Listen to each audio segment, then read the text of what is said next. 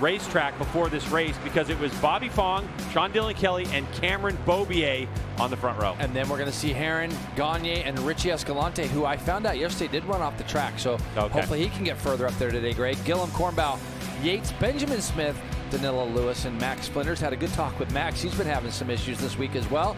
JD Beach, Deion Campbell, Jason Waters, Nolan Lampkin, Blackman, and Giannato are going to be back there on row number 6, and Bobby Davis is row 7.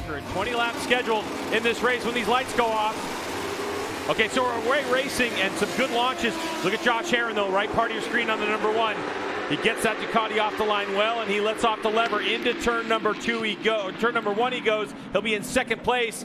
And it looks like a couple of Vision Wheel M4 X-Star Suzukis are right there as well. So a good launch by Sean Dillon Kelly and Richie Escalante, as the number 50 will lead us through the infield section of this road course. Also a good launch by one of the Hondas up there in 5th place. Yeah, that's a really good start.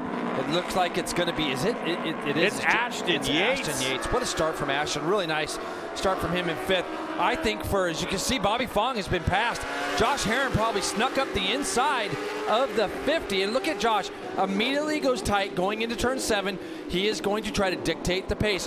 We have seen this guy, Greg, win races when he knows he's not the fastest guy, but he's so good in the right spots. I talked to Gagne this morning. He was in that battle yesterday with SDK and with Herrin. He says, Jason, he goes, the way Josh rides, he's so good on the brakes. He takes advantage of everything he needs to take advantage of on this motorcycle. Now, for Bobby, the big thing is he is now going to have to worry about the guys behind him, where yesterday he didn't have to do that. It's been a rough start for Cam Beaubier. Look where he's at, Greg.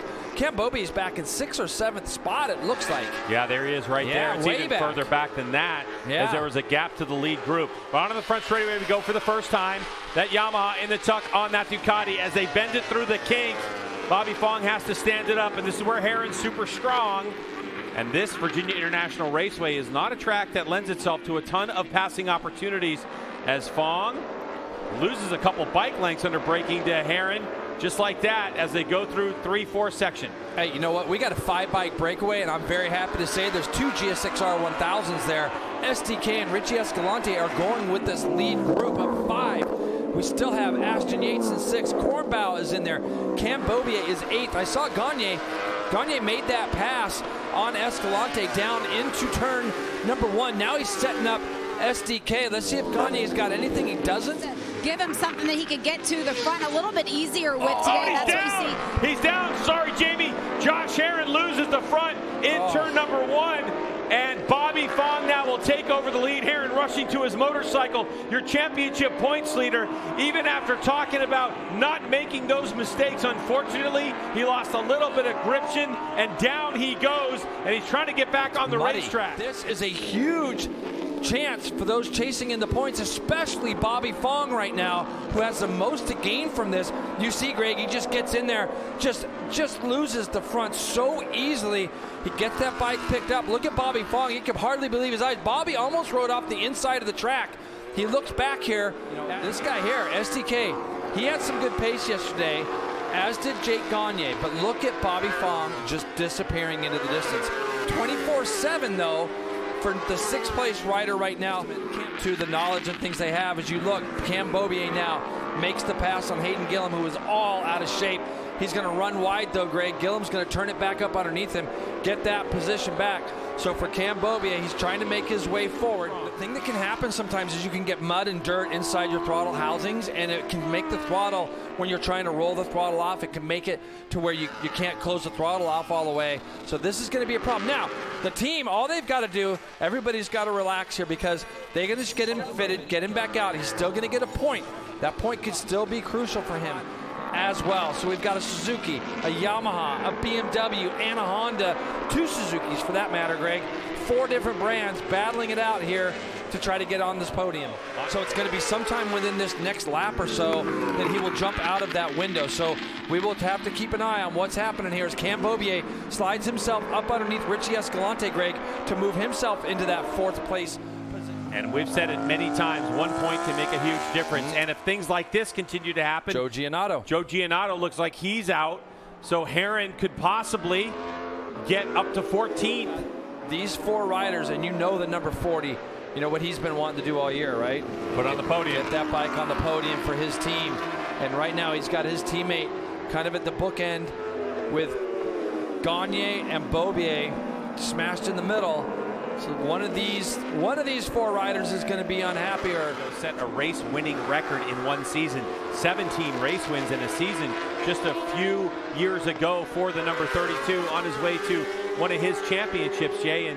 And so, you know, we know that he's been plagued with injuries, yes, with forearm injuries. And although the pain is fixed, we know that he is not 100%. Was giving them bikes that they can win races on. So this is that braking area. Is he taking a shot right now? Nah, it looked like he was thinking about it though, didn't it? It certainly did.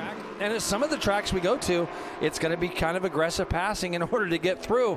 And STK was taking every shot he could yesterday. And there's 7 laps to go, so he is in the window of being able to get that championship point, as Jamie told us about that 3/4 race distance that he has to complete in order to score a point. Escalante was having a look there down the inside of Gagne as well. I mean, this race is really starting to wind down. We haven't seen too much action from these four, other than Escalante passed Beaubier a few laps ago. So now it's going to be a point of when you get there, what are you going to do with them? And I think Gagne, as you see Escalante really broad sliding that 54 GSXR 1000 out of that turn 2 area. He's doing everything he can to wind himself up for a pass. Here he goes up the inside. No, not going to get it done. You've got to get creative. You've got to figure out a way to make a pass on somebody. Here's another shot for Escalante. A good run here. He might try it here, Greg, and he is up alongside. Oh, there goes Escalante into 3rd place around Gagne. Tyler's BMW, he does a great job there. As you can see this pass, Greg, up into turn 10. Escalante, it's again a very narrow spot. He'd been kind of planning that pass at SDK almost immediately. As you can see, the 2 guys now up front, and you see Beaubier, he takes a shot at Gagne.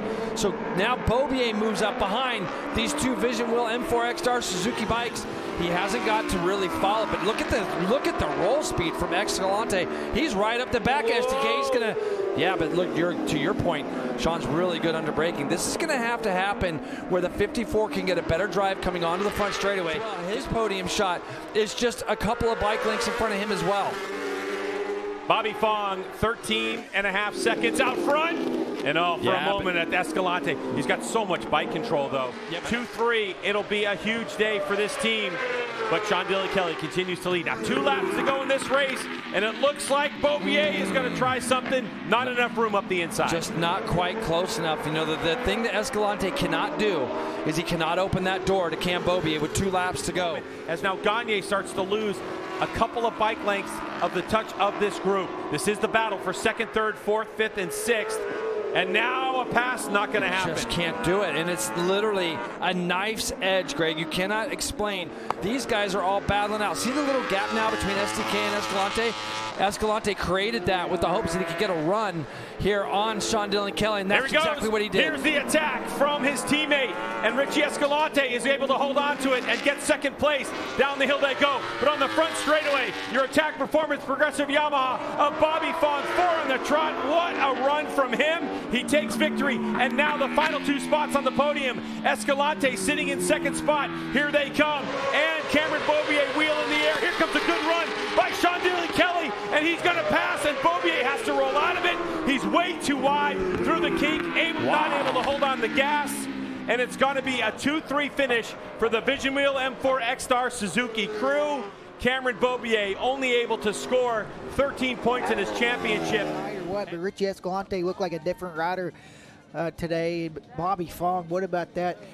A 14-second lead at the end of the race, and he slowed down on the last lap. I mean, he has closed up the gap. He had really nothing to lose going into the last couple races, and Bobby just has to keep doing what he's doing and not really think about the championship and just go out and win those races. And he was fast today. You're talking about over a second a lap quicker than the rest of the field, and that's huge in a Superbike race.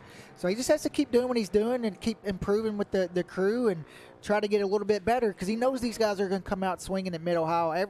He knows the competition wants to come in and stop that streak. Yeah, and particularly when we look at this weekend, such a short lap. It's only, 124 around here, 125. Would have liked to probably get on the podium and got a couple more points, but he did do what he needed to do. He came in here this weekend and he made up a lot of points on Josh. But Here we go for Bobby Fong, a commanding victory, 14.3 seconds. Then Sean Dillon Kelly, Richie Escalante at the line. Beaubier just a couple ticks behind. Jake Gagne right there as well. Josh Herron still holds on to the lead now by 5 points. It was going to be 3, but man, he got back on that bike and got those points. And Beaubier 16 points adrift, 11 behind Bobby Fong. Wow,